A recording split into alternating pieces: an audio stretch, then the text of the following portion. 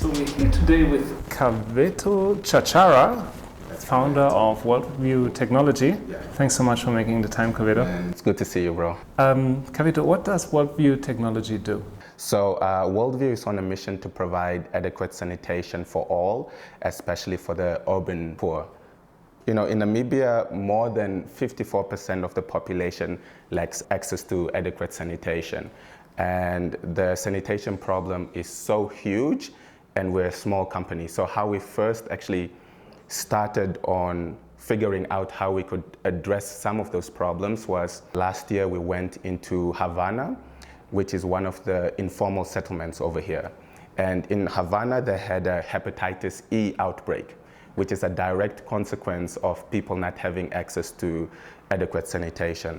So previously, my team and I went into the community, and before we even came up with any kind of solution, we spoke to 280 people over a space of 3 days, asking them what are the problems that you're experiencing with not having toilets.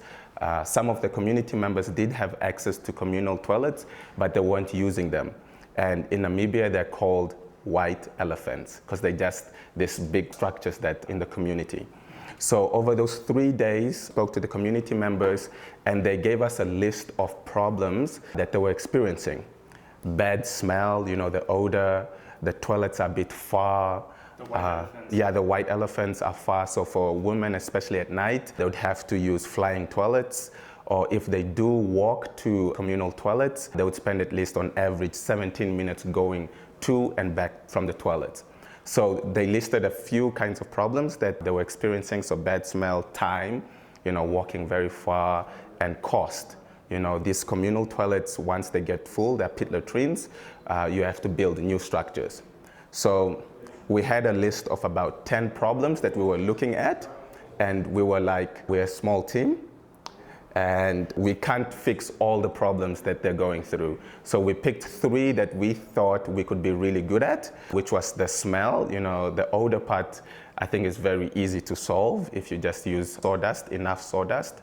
Sawdust is a carbon-rich material, and your feces is nitrogen-rich, so that's why it smells. So when you have carbon and nitrogen, it somehow solves the smell problem. And then we thought of like the time. How do we help people not spend so much of their productive time just walking to a toilet? So it would have to be either you have to build a toilet somewhere close by or within the home, like you have with the traditional flushing kind of toilet. We thought that was one way we could solve that. And cost, since this, you know, in the urban slums, the people are poor. So cost is really something that you have to think about. Trying to solve a problem for people at the base of the pyramid, that's something that you have to consider. But they're not poor. They're not like the extremely poor people where, you know, the product has to be subsidized. Most of the people that we interviewed, of those 280 people, 100% of them had smartphones or just a normal like Nokia 3310. So, which is in economics, we call a cell phone a luxury good. So if they're able to afford a luxury good, maybe there's a way that we could, through behavioral change, make them switch to prioritize spending money on a toilet. So we had all this, that you know, the criteria that we were looking at in terms of solving these problems, the 3 that we picked. And we worked extremely hard to develop the first prototype, which we called the Nest, and gave that to the household of 4 women that was previously sharing a communal toilet with 1,000 other people. So you can imagine how unhygienic those conditions were. The Nest, you know, we made, you know, in terms of like design, we made it white because, you know, white you associate it with cleanliness. So, you know, in terms of the design, we had to make it attractive. So the first day that we installed the toilet in their home, we tried to make it easy to use for them. And the second day, we heard reports from them that some of the people in the community heard that they had a toilet and they broke in to try and steal the Nest from them. So this for us can sound a bit like, you know, it's very crazy that who wants to steal a toilet? But in this community, they really do value it. And so for us, that already validated that, you know, we are onto something. So they had it for 12 weeks for free on a freemium model. At the end of those 12 weeks, we went back to the community, and asked them to the household and said, okay, we're going to take our toilet back, which might sound very cruel or harsh, but we had to test something. For them, they said, no, we're willing to keep this toilet. How much can we buy it from you? And the prices that they mentioned was as high as $400. A payment plan would be willing to pay for this product. And another thing that we did from that, so that we did this one household, and I had a friend of mine who was getting married in the village. So for us, it's customs to have two kinds of weddings: the white wedding and then the traditional wedding. So the white wedding would happen in the community, in the city, and you have all your friends over there. And the traditional wedding would happen at the village. So he was like, I'm going to the village. He's an accountant. So a good friend of mine works at Deloitte. He said, okay, I'm getting married. He's hetero. I'm getting married at the village. And I got about 200 guests over coming through. And we don't have toilets. And I heard that you guys did this small pilot project, Havana, where you built a toilet for this household. Are you able to build maybe bigger toilets for events for my wedding? And we were like, yo, geez, we're not really good at that, but we can try. So we built 4 models that we called the Nest Plus. And we had them over at this wedding for 3 days as well. So the wedding started Friday, Saturday, Sunday. And they were used by over 180 people. At first, they were like, ooh, what is this thing, But when nature calls and you have to choose either a bush or something that's really a bit more convenient and really doesn't smell, a lot of people started going in. So for us, that kept on validating that, okay, we do have something here. There is a real problem that needs to be solved, and we have something. It's not perfect, but we think we can get better. And that's when we started reaching out to think of how can we scale this? Since we're such a small startup, and I've been using mainly most of my capital to actually fund it. And then I reached out to another organization in Germany called Ecological Sanitation. And over there, we were talking about how we could collaborate in actually scaling this project in Namibia and seeing whether we have a viable market. So from our side, we only did 1 pilot with the household, and then the 4 toilets that were used by 180 people. But if we could scale this to have at least 20, 25 of these toilets, maybe we could show that people are actually willing to try different solutions or different technologies to solve the problem of not having access to toilets. How did you personally come in touch with the sanitation problem, and how did you personally decide, okay, I'm going to put toilets into Havana? How did that happen? Because many people see this challenge, many people have heard about it, many people might have even heard of alternatives, but what made you say, okay, I'm going out, I'm going to interview people, work with people there? Yeah, so my first encounter with this problem was in 2014. So I used to study accounting in Cape Town, and I'm an orphan. So I'd spent nearly 10 years without going to the village. And so I decided, hey, I'm going back to my roots to go visit my grandma. So the last time my grandma saw me, I was about maybe 10 years old. And then I decided to go back to the village. So I traveled almost 1,000 kilometers from Cape Town all the way up to the Kavango. So it's close to the border of Namibia and Angola. So my grandma was there, and in our culture, in our tradition, it's custom for the grandma to prepare a huge meal for the grandson when he comes back to the village and visit. So I'm at the village, they prepare a huge meal for me, and round about this time, right before sunset, my grandma comes to me and says, Kaveto, I think you have to stop eating now because you'll have to use the toilet. And then she pointed at the bush. I was like, oh, it's not a toilet. And all I could think of was yo, we're at the village, there are snakes, at night it could be very dangerous. So I stopped eating and I said, yep, I'm good for now. I don't mind. As a guy, I think we have a privilege of you can just pee behind a tree or whatever. But that whole weekend, that Friday, I didn't eat. I was only drinking. So Friday I didn't eat, Saturday I didn't eat, Sunday I didn't eat, just so I could not use that bush. But a lot of people don't have that option. So the Sunday I traveled back to Rundu, which is the closest town to my grandma's village. and I went and I used the toilet, and there was like a big dump, whatever. But then I forgot about it, you know, and I traveled to Togo to visit my girlfriend. And as we were taking a walk along the beach, saw people, a man and a woman sitting right next to each other. And, you know, they were minding their own business, but, you know, like they were facing this side at the ocean and defecating right there and waiting for the waves to come to take the poo. And then you'd be like, you see the poo. And like, that's not what I associate a walk on the beach with your girlfriend. You know, it's like supposed to be romantic, you know, ocean breeze, you know, like, but I saw this problem and then I asked like, yo, why can't the government do anything about this? Maybe the government doesn't have enough resources. The same, you know, like maybe they don't have money for it. And then I asked, well, why can't I do something about this? Because this is the same problem that I saw in Namibia in my grandma's village. And now I'm seeing the same problem here in Togo. And I realized, you know, well, this is such a huge problem. And, you know, quick Google searches show that this problem is so huge. About 2.4 billion people lack access to adequate sanitation. So it's a huge global problem.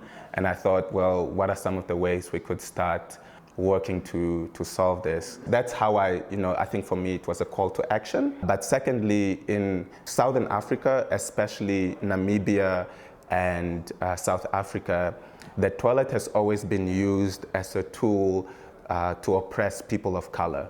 Previously, like the apartheid government would only provide, let's say, toilets to the urban areas where the white people were living.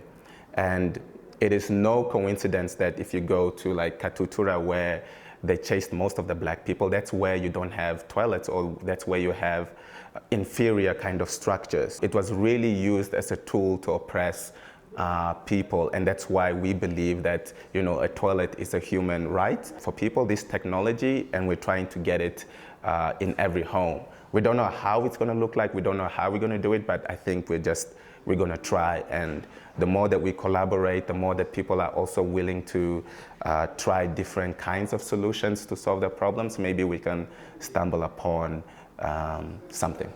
How did you come about this sustainable sanitation? Because you could have gone and said, okay, let me put in water flush toilets. Why ecological sanitation or sustainable sanitation? How did you come upon this? The way that we go about solving the problem for people isn't, we just don't go in and prescribe a solution to them. If people said they wanted flushing toilets, we would give that to them. But Namibia has one of the oldest, I think has the oldest desert in the world. It's about 800 million years old. So water in Namibia is such a precious resource that you can't use it as a vehicle to transport human waste. So in Windhoek, what we do actually is we recycle some of the water here that you drink. So if you have a glass like this, what we mostly do when we go to the toilet is we pee and poop in this clean water. You flush it, it goes to sewage treatment plant. We spend millions of dollars to buy chemicals from Germany and France to clean this water. Then it goes back into your tap, you drink it, or you do the same thing. So really in Namibia, like going for water-based solutions is like not feasible. So already that was out. So then we had to think of, okay, well, if that is out, what are the other ways that we could solve this problem? You have this background in accounting. Now you start this project, this business in sanitation because you want to solve this problem here in Namibia. How did this transition look like for you, and how did you become an entrepreneur, and how do you finance all of that? And I think I've been very fortunate. Like if I look back on my childhood, when I was like 9 years old, I sold mangoes to buy my first PlayStation. So in the community, I was selling mangoes. I would sell mangoes for about like $1, $5 Namibian dollars, and I saved up about maybe like 900 Namibian dollars. It wasn't enough to buy a PlayStation back then, but my parents topped up and I bought a PlayStation. So already that was like the first, you know, using whatever resource that I had in our backyard. We had lots of mangoes. And then when I had the PlayStation, I was the only guy in my town to actually have a PlayStation. And what I started doing was, then I started getting the boys in the community to pay $1 for them to play FIFA or Mortal Kombat, and I would charge them, or Dragon Ball Z, and then I would earn a little bit of money. So I took this PlayStation with me when I went to boarding school, and I would, the big boys really loved me because they were like in grade 12, I was in grade 8, but I had a PlayStation. And if they wouldn't bully me, I would let them play, on a discounted price for like 50 cents. So then when I was like in grade 12, I asked cousin who was like, has been a big mentor for me. I asked him, yo, man, I'm going to university and I don't really know what I want to study. And he was like, yo, you should be an accountant. Yeah, that's the language of business. Or study economics.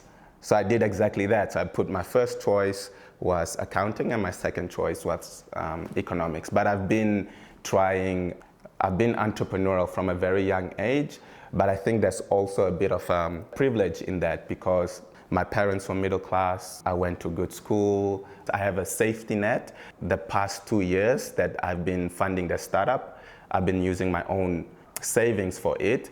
But I have family that's like, that could support me, or if it doesn't work, I have a good education that I could easily get another job somehow. So I don't discount that. I think many of us who do startups, especially in Africa, do come from a bit of a privileged background. Just being able to read, which is different because my uncle and my cousins, although we're from the same family, their parents weren't lucky enough to get jobs and stuff. So even in my own family, I can see the poverty and how real it is. I just told you about my grandma not having a toilet. So even within my own family, the poverty is real. But I think that's the thing of like Africa today, trying to use the skills and knowledge that we have to solve our own problems. For example, Bill Gates wants to reinvent the toilet. Bill Gates lives all the way in the States, far away from really they don't experience this problem,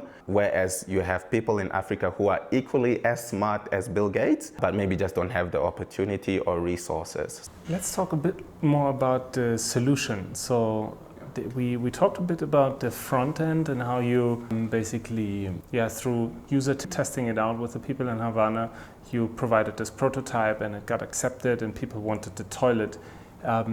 But then you have the toilet and all the contents. Then what happens with the contents and how does the toilet work exactly? And then what happens once the container is full? So one of the key things that we saw in Havana was, they're experiencing so many problems. As I mentioned, we just picked the best 3 that we could deal with.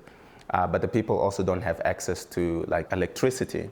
So one of the things that we saw was, well, if you could use a circular model by once the resources, we don't look at it as waste, we actually call it like a human resource. So over those 12 weeks where we had the nest in this household, the drum wasn't even full for this average household. So the drum was about 50 liters. It wasn't even halfway full. We would take those resources, and we were working at Fab Lab at the time. So we started experimenting how we could make maybe briquettes or fertilizer from it. We're not really good at that, but at the beginning of the year, we actually won a competition run by the NBIG, Namibia Biomass Industry Group. And they have more expertise in terms of experimenting with the human resources and what kind of added value products that could come from that. So we actually think that in terms of the sanitation value chain, there's so many things that we could do. And we're going into the part where we think that we're really good at, which is increasing the convenience for people. So whether it is us actually building those toilets or us providing those toilets for the people, that's our main aim. We don't really view ourselves as a sanitation company or as a toilet company. We really view ourselves as a technology company. That's worldview is the way that you look at the world. Each and every one of us has a worldview. And when you add technology to that, you can find different ways to solve some of the people's problems. So that's how we really we don't want to put ourselves really in a box, especially at the early stage. We really want to see how things can develop. And That's why we're so excited about 2020, because we finally raised enough funds to get 25 units from Eco-Toiletten to Namibia, where we're going to do a pilot over 12 months. And over that, we can see whether we have a viable product, a viable business. And at this stage, we're really just like, we're trying to learn as much as we can from the people, and then we provide a solution to them. Kaveto, what's your biggest learning on this entrepreneurial path over the past months and years? I'll probably say two things, A team is very important, and finding the right kind of people that as well committed to the mission is very rare. I mean, getting very talented people is really difficult. So that's why I'm really lucky and blessed to be having the team that I have right now. So I think getting the right kind of people is very difficult, and I appreciate people who have good teams. When I see some of my friends who have started startups in South Africa, in Kenya, and have amazing teams, I'm always like, wow, man, I wish I had that. And the second thing is really being in love with the problem, and not a lot of the times we go into communities or countries with a solution that we already have in mind, and that's just what we want to give them. Instead, if you're really in love with the problem, you can spend a lot more time really giving people what they really want. A friend of mine last year told me, if you were given 60 minutes to work on a problem for people, spend 50 minutes really just trying to understand the problem, and 10 minutes trying to come up with a solution. So that's the things that I've learned. What were the biggest challenges in the past weeks and months for you? So we had this thing where we had to do a crowdfunding for us to get 1,000 people to support the project. And for every vote that we would get, our sponsor in Germany would donate a small amount towards the project so that we could scale it to about 25 units for next year.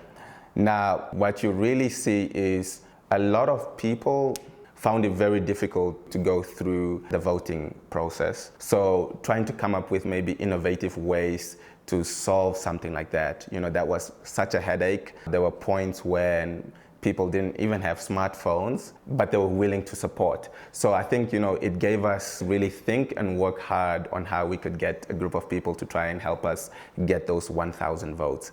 It took such a long time to try and get 1,000 votes that from there, we had to spend a lot of time in the community. Some people said, yo, we don't care about that. You're not building this toilet in my home. We don't care that because it doesn't affect me. Some people said, well, they're comfortable with just using the bush. So you'll get different kinds of answers. So the early adopters, the people who really understood what we're trying to do, were also helpful in terms of trying to be very patient with us. So I think that was one of the biggest things that we had, but I'm glad we learned a lot. And the second thing is in Africa, man, it's tough. Look, there's so many problems. Obviously, you don't have good mentors. There are not a lot of people who have started startups that could at least guide you in terms of the technical knowledge or access to resources is really a huge challenge that at times, I would, before, let's say I would swipe for a coffee or something, I would have to wait, especially when it's at the end of the month. I would have to wait until the first, because you never know, the life cover, medical aid. If that bounces, then it's then. So certain things like that, it's really difficult, but if you learn to live on such a small amount of money, when you do make it one day, when you're successful, you don't necessarily have to increase your spending as well. You'll become more wealthy in terms of control, discipline, and also financial security just from learning how to do a startup. I think you become very resourceful. Kaveto, what would be your advice to young Namibian entrepreneurs, or even young Namibians in general? Yesterday was our national elections, so presidential and parliament elections. And I think they went, okay. And this morning when I woke up, I ran 10Ks just to celebrate that we don't have post-electoral violence. When you look at countries like, let's say, Nigeria or Senegal or Togo or Kenya even, they don't have, maybe, in my opinion, like we have some good infrastructures here in Namibia that maybe we could be taking a lot more advantage of to really solve the problems in our community. So if we could make use of, like, the good governance that we have, then, in Angola you can't really use a Visa card, which is like, well, but in Namibia you can. So if you can maybe use some of those, good infrastructure to solve some of the problems, we could perhaps put Namibia on the map. Namibia is very small, 2 million people in the country. But yeah, let's use what we have to solve the problems in our community. I think that's what I would say. Thanks so much for sharing. Cool. Thank you, man, for being here. Appreciate it.